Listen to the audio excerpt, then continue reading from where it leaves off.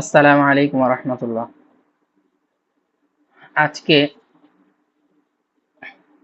একটা হাদিস বলবো, সহিহ বুখারীর চিকিৎসা অধ্যায়ের একটা হাদিস।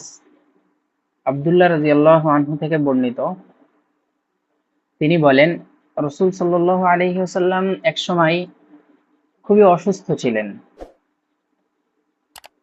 তখন আমি তাকে দেখতে গেলাম, গিয়ে বললাম, ইয়া রাসূলুল্লাহ, আপনার গায়ে তো খুব বেশি জ্বর, এবং আমি এটাও বললাম যে আপনার জন্য তো দ্বিগুণ নেকি রয়েছে।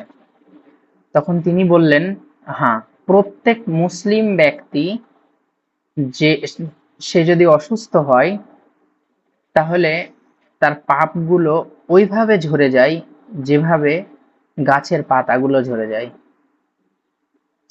সুতরাং আমাদের যদি একটু শরীর খারাপ হয়, আমরা যদি একটু অসুস্থ হই, তাহলে খুব বিরক্ত হয়ে যাই এবং সবসময় এটা চিন্তা করি যে কখন এর থেকে মুক্তি পাবো।